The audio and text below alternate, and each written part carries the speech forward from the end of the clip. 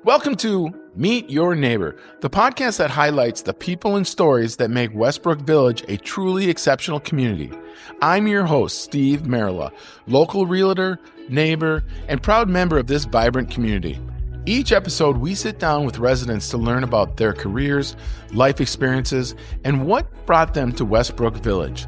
It's a chance to connect, share, and celebrate the unique journeys that shape our neighborhood. Thanks for tuning in. And now, let's meet your neighbor. Some people measure their lives by what they have achieved. Others measure them by the love they give, often quietly without seeking recognition. Today's guest, Sherri Gillett, is someone who lives deeply from the heart.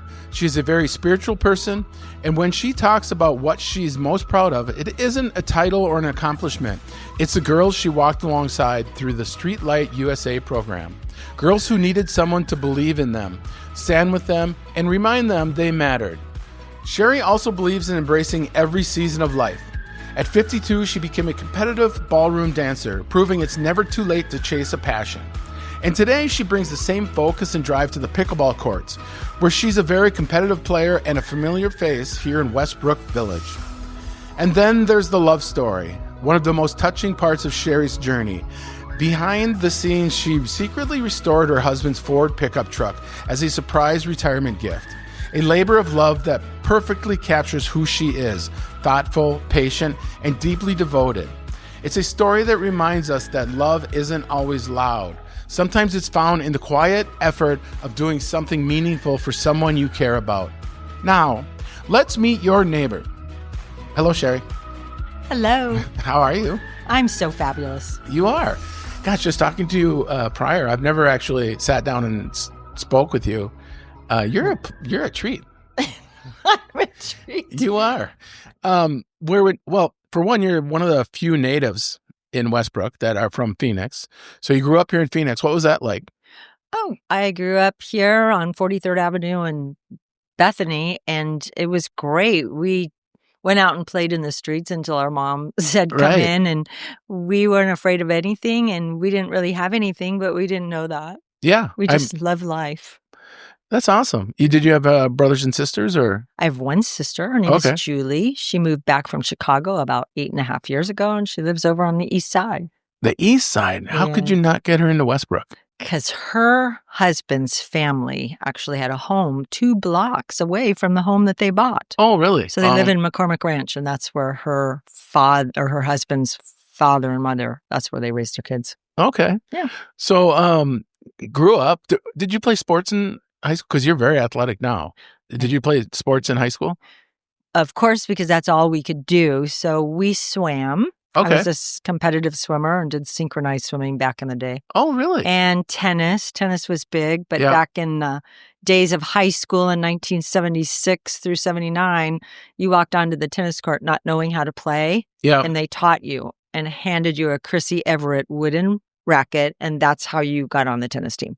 So yes, I played softball and tennis and let's see, what else? Volleyball, any sport. Did bowling, all of it. Did tennis carry? I know you're a big pickleball player, and we'll talk about that when we talk about Westbrook. But did you continue to play tennis as an adult? Absolutely, yes. Because you have a really nice tennis stroke that I see in the pickleball court. But. Yes, I played in college and after just recreational on some traveling tennis teams. Sure. Didn't do it super competitively because I worked full time. So I played as much as I could. As much as you could. And what was your career?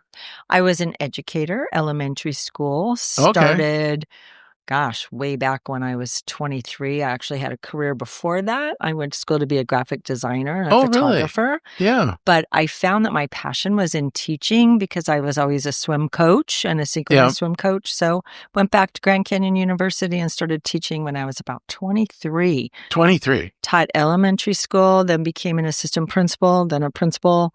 My master's degree, and then worked for State Department of Education and traveled to schools under the Solutions Team group where we went into schools that were failing or underperforming and helped them to turn their school around. And then I taught education classes as an adjunct professor through Ottawa University. Wow. And I retired 13 years ago. Geez, you just ran through a career really fast, and there was a lot in there to unpack. So did you really enjoy? You obviously enjoyed teaching because you went from being a coach to wanting to be helping children, and then you helped schools be more organized. And are you a very organized person and efficiency kind of person? Absolutely. Okay. I'm kind of one of those front loaders. So I wake up super early, like 4:30 in the morning, and try to get everything in, including Bible reading and prayer time and all of the stuff before I start the day, so I don't have to come home and do it later, because I like to hang out with my husband at night and our dogs. Nice. Oh, so when you say preload, what's a normal morning routine for you? Because I know that's a morning routine. You don't want to talk about it? Oh, yes. Come on. Because a morning routine it's a ritual for some of us, and especially someone that gets up at 4:30. And I'm assuming you do pretty much the same routine every day. Well, you can run it through as quick as you did your career. The beauty of being retired is we can choose what we do. And I am very, very grateful and very blessed. I came from a beautiful mom and dad. My father passed away at 87 and a half and my mom at 83. But my mom was one of those servant hearts that she would wake up early and she would do as much as she could to get ready for the day, including take care of my father.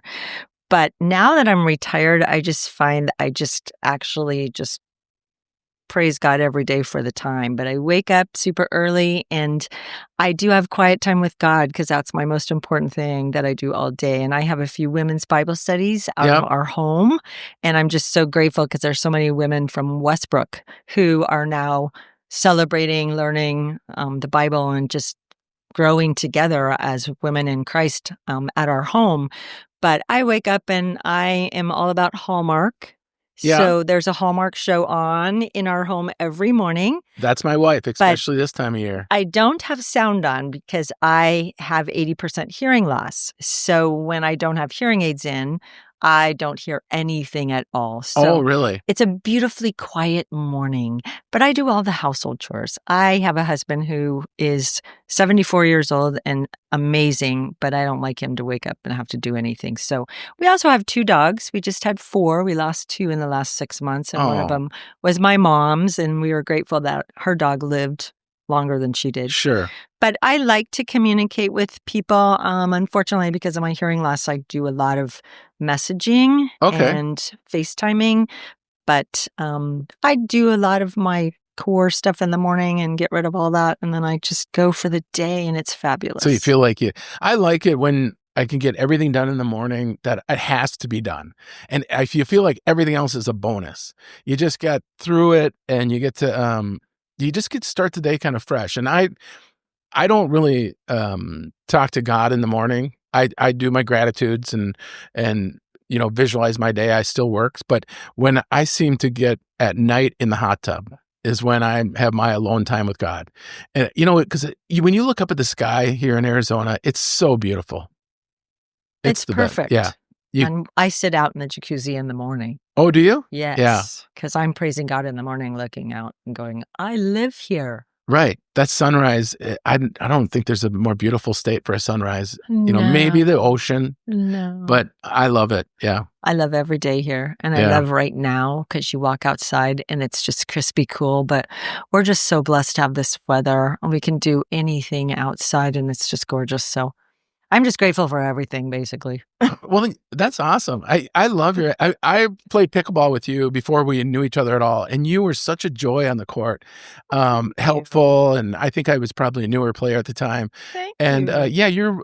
You have a leadership quality to you, even when you're playing pickleball and actually, I didn't think of this, but I played pickleball once with you later when I was a better player, good enough to play with you.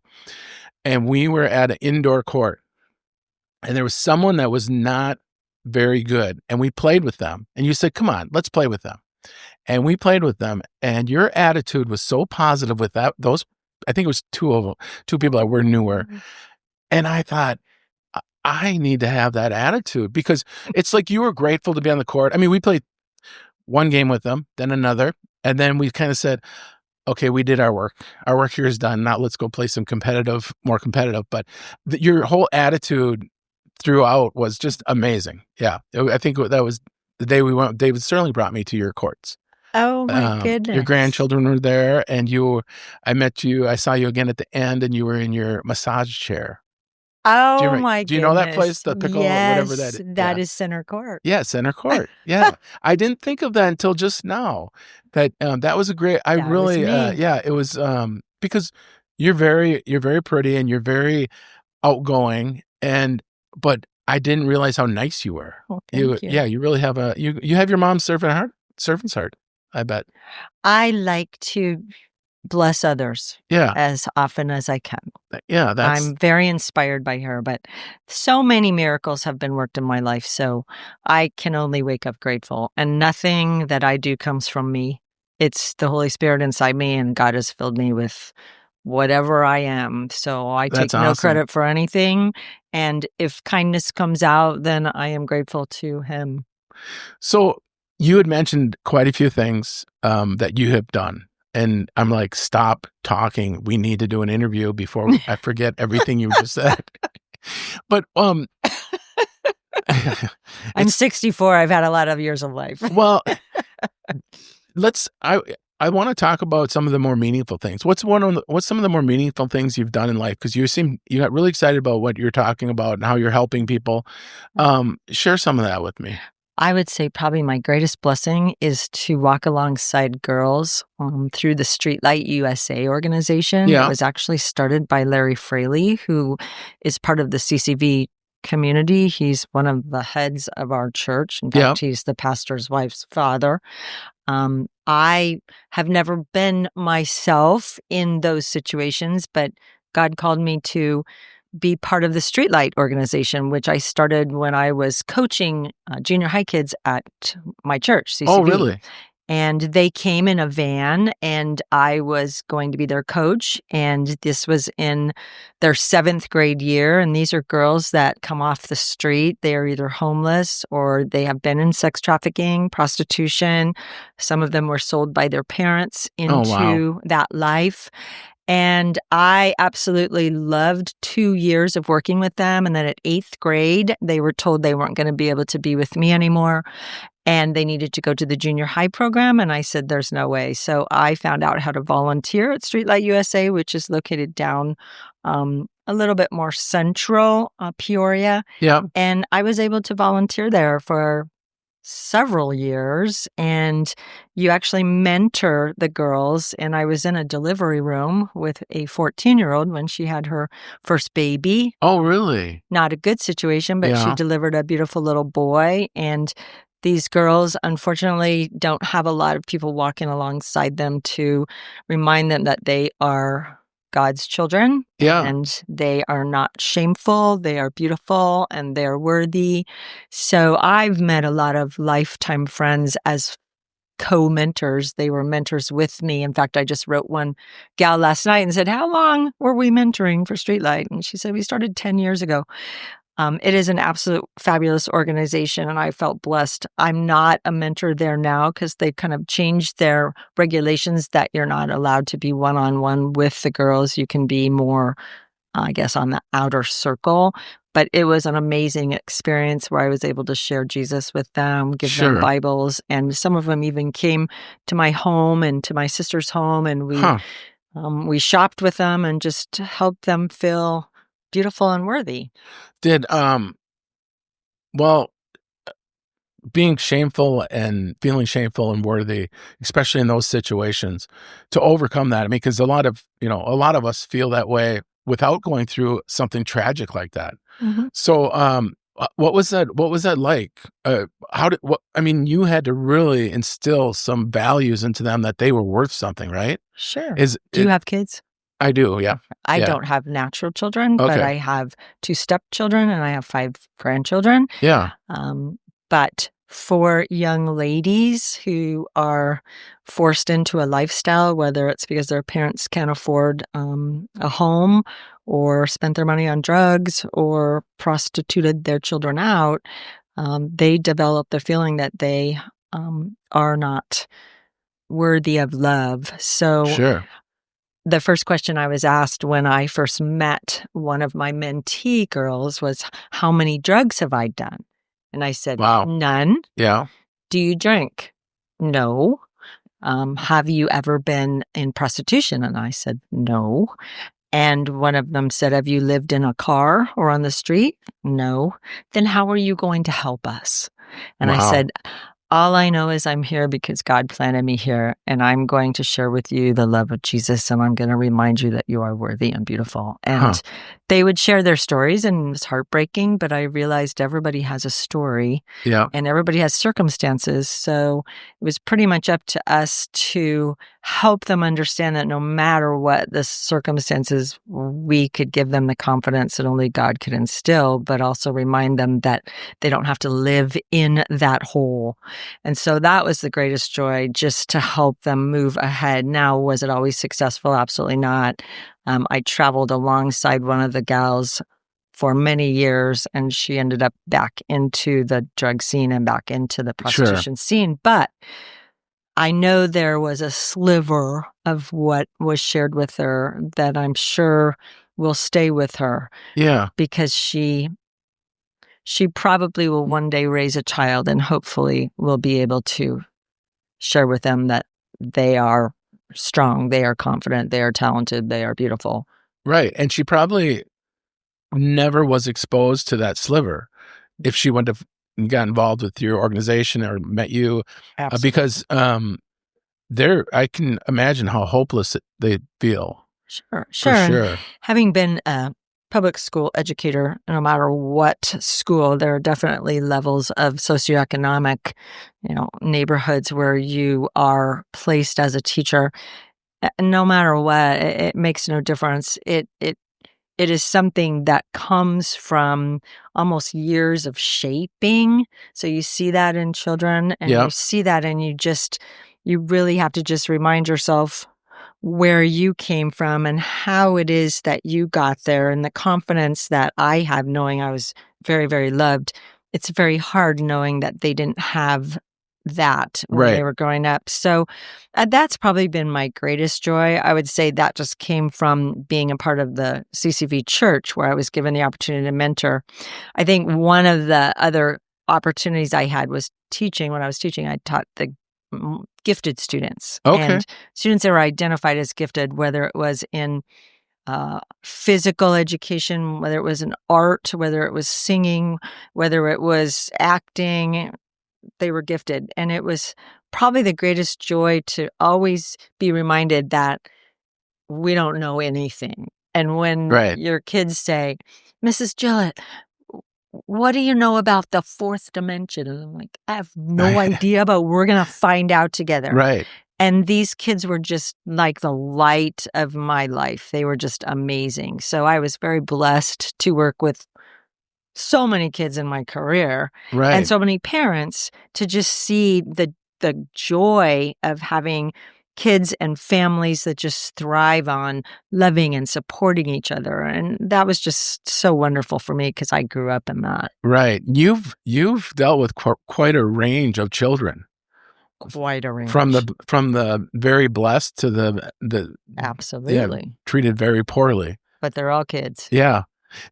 Is there because I know with drugs, alcohol, and I don't even want to think about this sex trafficking, but I know it's really hard to get out of. It's always something they turn back to, and I know the numbers aren't in their favor to get through it the first time. Is there a great success story that you have through the Starlight that you say this one did it and broke free? Yes. StreetLight USA actually takes in kids as recommendations, but they take them from other states as well. And you never know what type of situation that the young lady's going to be in that I got to work with. And StreetLight is an amazing organization. But I think one of the stories that I'll always remember is a young lady who she had several different siblings from different fathers. Sure. And she was not a very confident young lady because she was a bigger girl in stature, and she couldn't read when she was in 7th grade. So she had just kind of been passed through. Sure. She was a little challenging. personality-wise, because she was very dominant and she was taller than me and bigger than me. But when we got together and we started bonding, I would help her learn to read through a Bible, but it was a children's Bible, so it's very simple. But I ended up being with her for a few years to the point where she got to her 8th grade graduation, and we went and picked her out a dress, and my husband, he welcomed her into our home, and she was just so excited and so proud. Well, her mom was the one who kind of turned her in because she was living on the street and in a car. Yeah. And her mom went through all kinds of classes and all of the required things that parents have to do to regain custody to get their of child back. Yeah. And she did. And this young lady, she was so overjoyed that she got to be back with her mom. Her mom ended up having another baby. And they all currently live together, and she's just thriving and she's just so happy. Wow. And her mom just did the work, and I was so proud of her mom. Yeah, because that's a bit to step up, and it was such a big deal. Wow. It was such a big deal. Yeah, and when you described her as being dominant, and that's such a front that the children put on to protect themselves. I mean, absolutely. Yeah, absolutely. So, well, this is a pretty heavy interview, so let's lighten it up a little bit. Because you were ballroom dancing, or should we go with the hip replacement on the court the next day? What do you want? Let's go to ballroom dancing. I like that you just have topics I can just skip to. Tell me about your ballroom dancing. Well, now, did you ballroom dance with your husband?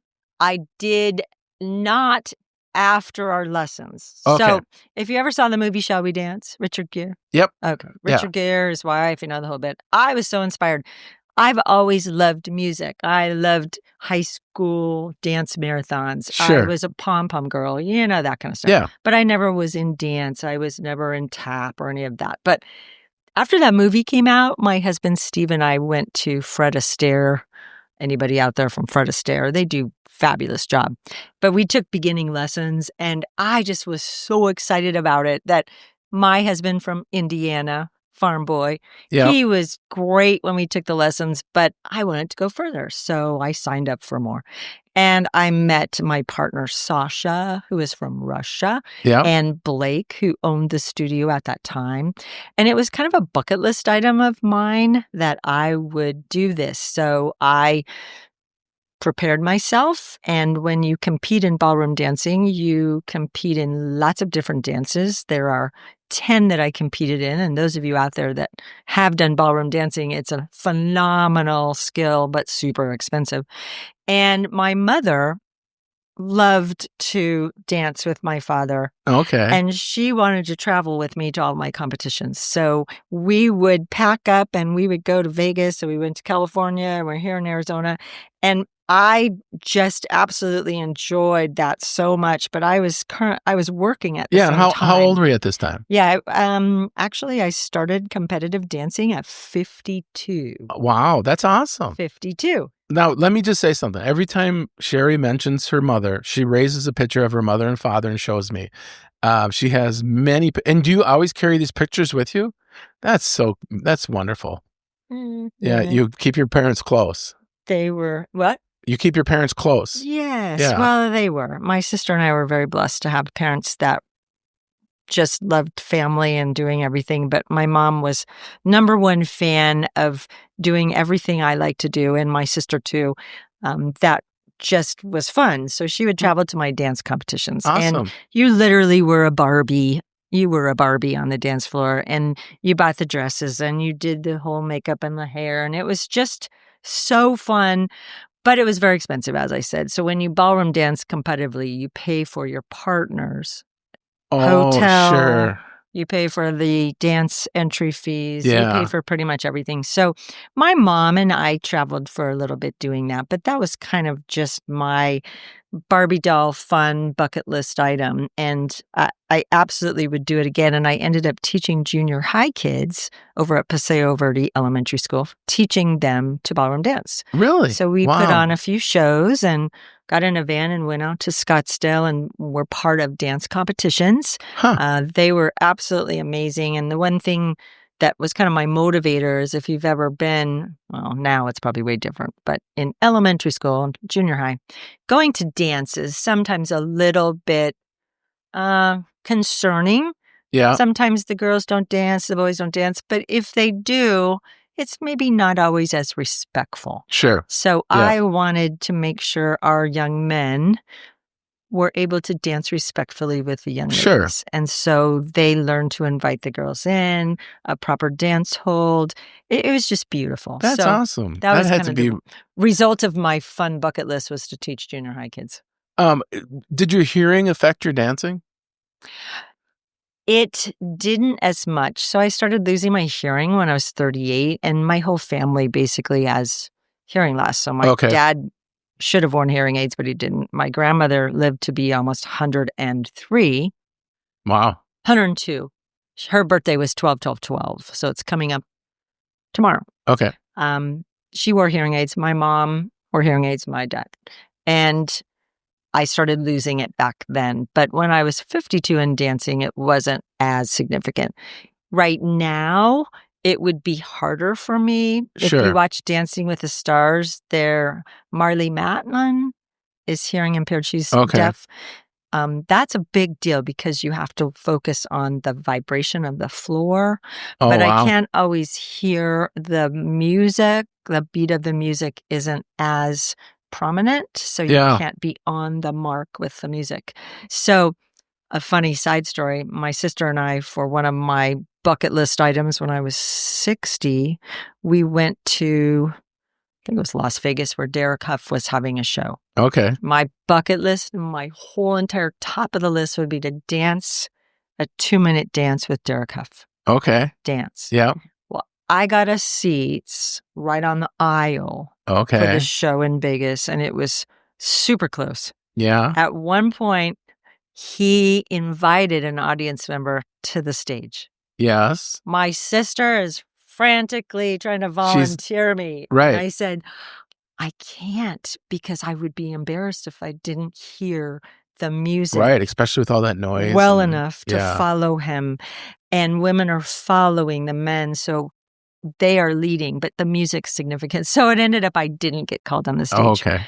But my hearing would definitely affect how I would be able to do that now. So that's okay. You really accept the fact that, I'm sure you had time to prepare because you saw it with your parents and everything. So yes. All right. I know what story I want next because I didn't tell you this, but part of the reason I knew where you live and that truck was there is because I told my wife, I said, I want to go see if they want to sell that truck. You did. Yeah. I did tell you that, right? You are one of several that stopped by to buy that truck. Absolutely. So tell the story of the truck, because I think that is such a cute story for your your husband. My husband Steve is an Indiana farm boy, and he loves that old truck. Like, he would be buried in it if he could. It is just like his pride and joy. In fact, we're just talking about getting it repainted because it's so bad.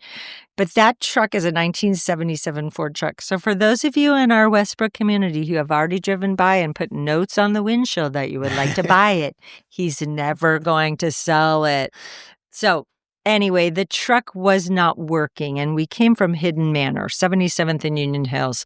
Steve was working as a principal at Vistancia Elementary School and was about to retire. This was probably 9 years ago. The truck was dead, and it had been dead for a while, so he couldn't drive it. Well, I decided as a brainstorm to make this his retirement gift. Right.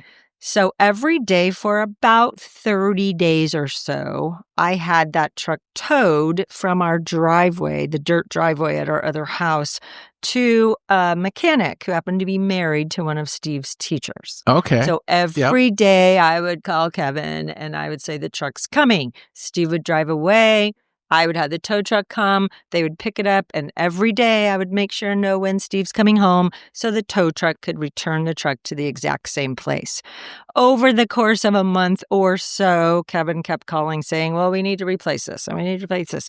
So it was a big ordeal, but the bottom line was we needed it to work. Right. So the day that Steve was doing a retirement assembly, Vistancia planned for all their students to be in the cafeteria, my mom, my sister, me, we were all there.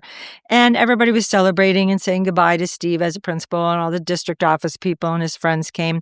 And at the very end of the assembly, they opened the back doors of the cafeteria, the auditorium, and all the students were walking out. And then Steve walked out, but he didn't know that his truck, after being towed every day, new tires, new interior carpeting, new bench seats, all of this was brand new. He didn't even notice. And the truck was running.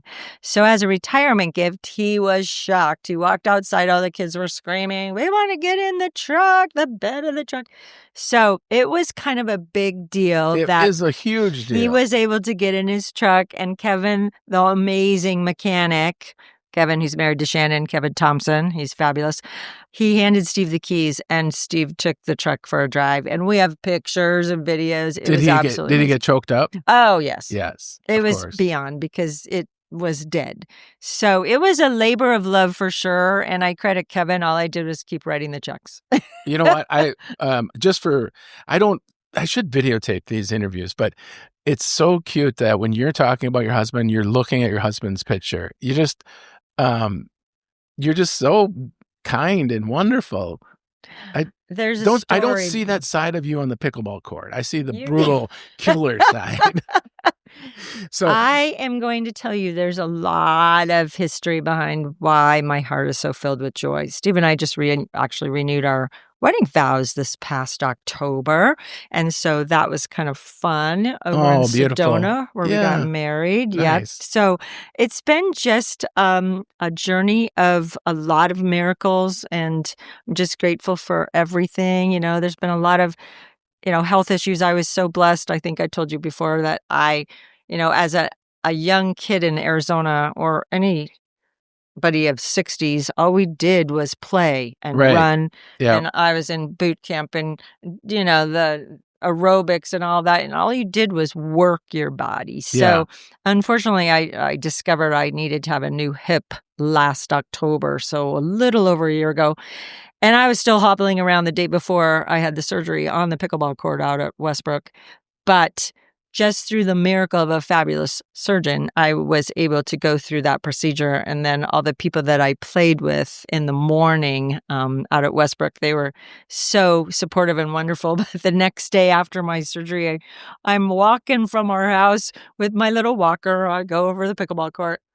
Like, Sherri, didn't you just have a hip replacement yesterday? Yesterday, yep, 40 minutes, and I was home. And he said, go walk 2 miles. So that's what I did.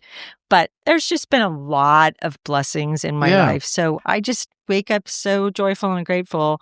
But I came from these two amazing people. And she's holding the picture. Two amazing That's people. Awesome. If you knew the story, my dad came from 11 kids. My mom was an only child. My dad had cancer 15 times and overcame it all, had a stroke, brainstem stroke. I mean, just everything. And he always had a smile on his face and always had his hair done. Wow. Always had his nails buffed and always was ready for the day. And he adored my mother. And I'm just very grateful that I came from that. But I think one of my biggest gratefuls, and I know Steve and I are at that point in our lives where we just wake up and we're so happy to be at Westbrook. Westbrook is summer camp for adults. If you can't find something to do or someone to do something with, you're just not paying attention.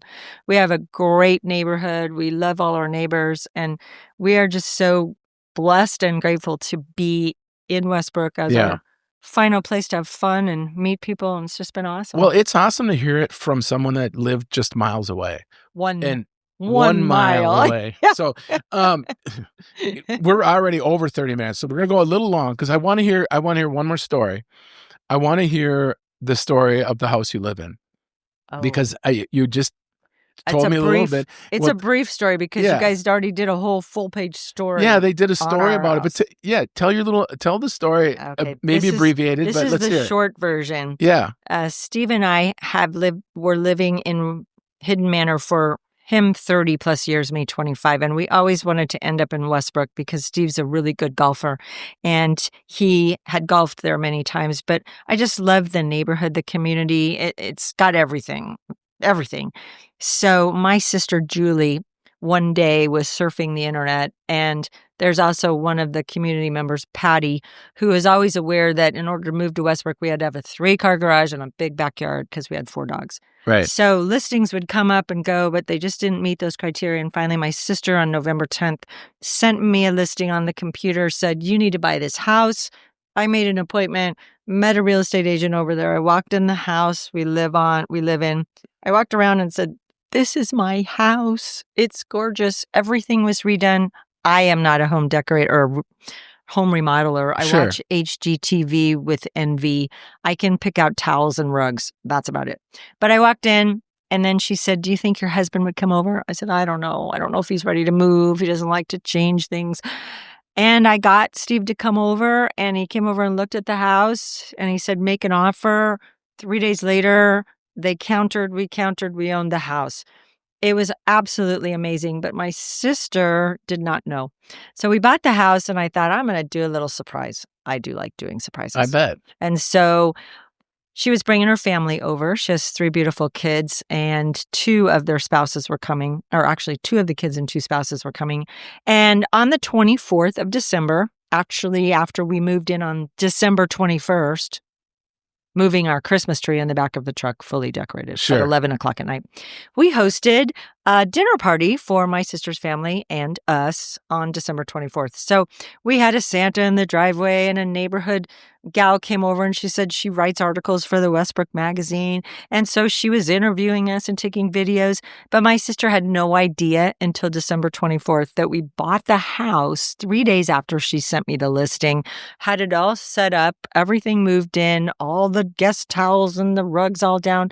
And we did a beautiful big dinner that night, and Steve barbecued with the barbecue was set up. Right. And then we ended up selling our house, 3 days house, in the next month. Yeah. Yeah. But it was an amazing, amazing story of just moving in. And the former owners, Tyson and Jib, they gutted the house. It was absolutely beautiful. And then he got a job transfer and a promotion. So we were the blessed recipients of an amazing storybook house in a perfect area with a huge yard for our 4 dogs. So I can't even script that. That was God's miracle after all this time. And you wanted to live there for so long. Yeah. And it just happened like that. Yes. So, and there were people looking, and nobody knew except somebody found out. And I got a phone call. Welcome to Westbrook. I said, how did you find out? Nobody can tell my sister. I don't want the surprise ruined. Oh, so wow. Somebody told somebody that a pickleball player was moving in the neighborhood. There are no secrets in Westbrook. That's the one maybe downside you might have is privacy. And you know what? Yeah. It doesn't even matter. No, because nobody cares. At our age, we don't care what people think. Don't care. Yeah. And if someone finds out something about our life, then you just say, yep. Yeah. You own it. That's our life. And that's that's a nice spot to be in, right? That's our life. That's right. Well, I appreciate you coming in and sharing your stories with me for sure. Did you also share that I was directionally challenged and it took me 20 extra minutes to find this place? No, but we don't want to focus on the negative. We focus on the positive here on the Meet Your Neighbor podcast. So, I made it. Yeah, you made it, and you made it perfect. So I really appreciate it. Well, thank you for having me. It's been a joy. Yeah, thanks for coming in. Thanks again for tuning in to the Meet Your Neighbor podcast. Real estate is how I'm able to support this show and give back to our community. If you or someone you know is thinking about buying or selling a home in Arizona, I'd love to help. I also offer a free real estate review, basically a health checkup for your home's value and market position. You can call or text me anytime at 651-295-6830. Again, that's 651-295-6830. I'd be honored to help you or your neighbors with the next chapter of your real estate journey. And thanks again for listening, and be sure to keep connecting.